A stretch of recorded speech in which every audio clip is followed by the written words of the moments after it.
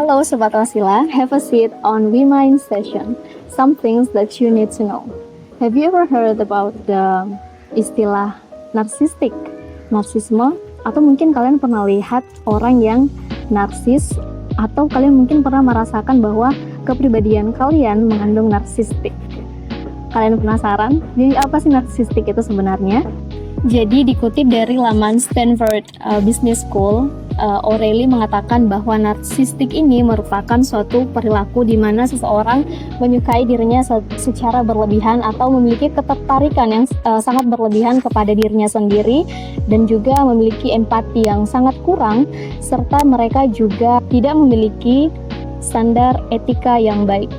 Psikolog klinis asal Amerika, Dr. Ramani Durvasula, dalam wawancaranya bersama Med Circle menyatakan bahwa setidaknya ada 7 sign atau ada 7 trait seseorang dikatakan sebagai seorang yang narsistik.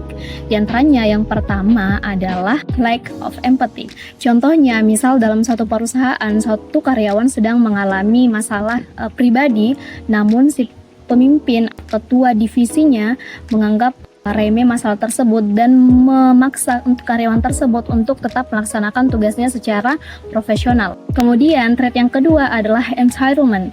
Entitlement ini merupakan suatu perilaku, misal dalam suatu restoran, seseorang ingin dilayani terlebih dahulu karena merasa ia adalah orang yang spesial atau dia adalah orang yang penting. Yang ketiga adalah trait grandiosity. Grandiosity ini merupakan trait di mana seseorang melebih-lebihkan pencapaian atau kesuksesannya dalam media sosial, misalnya dibandingkan kehidupannya di kehidupan nyata secara real. Trait yang keempat adalah superficiality. Trait ini merupakan trait di mana seseorang lebih mementingkan kehidupannya di media sosial dibandingkan kehidupan nyata. Yang kelima adalah chronic seeking of validation. Trait ini merupakan trait di mana seseorang merasa bahwa like atau komentar di sosial media itu sangat penting, sehingga ketika mereka mendapatkan less like or comments, mereka merasa ada yang kurang dari dirinya. Trait yang kelima adalah tendency of rage. Trait ini merupakan trait di mana seseorang tidak memiliki kesabaran yang baik, yang stabil.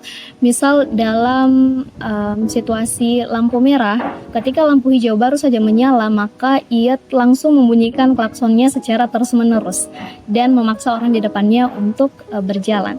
Kemudian trait yang ketujuh adalah arrogance. Arrogance ini merupakan sifat I am better than you, di mana dia selalu merasa bahwa dirinya lebih baik dari orang lain.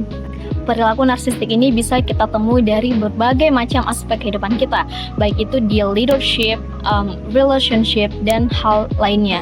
Untuk yang pertama, di bagian leadership, biasanya mereka yang memimpin sebuah organisasi, perusahaan, ataupun institusi cenderung menggunakan power mereka untuk mengontrol yang ada di bawahnya dikarenakan oleh sifat narsistiknya ini.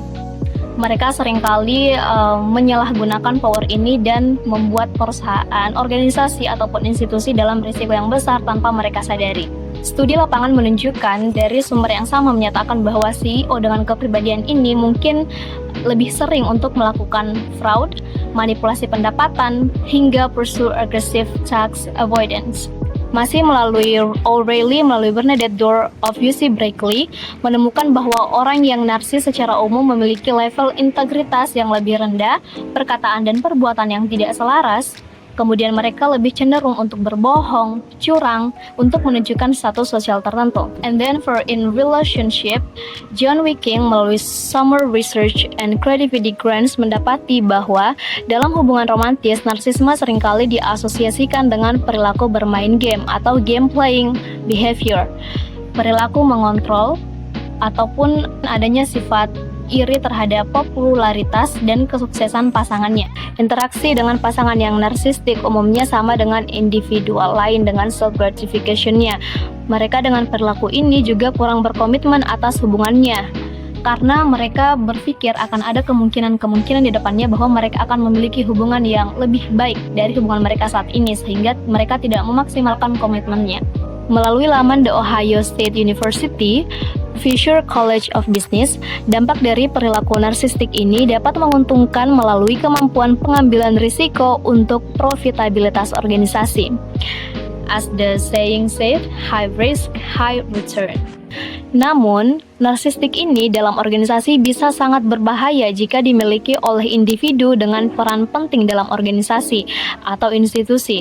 Melalui kecenderungannya dalam membuat unethical decision, mereka dapat mengeksploitasi orang lain untuk kepentingan pribadi melalui otoritasnya. Nah, selain dampak yang saya sebutkan sebelumnya terkait narsistik dalam suatu organisasi, apakah teman-teman punya dampak lain? Silahkan komen di bawah. See you on the next We Mind episode.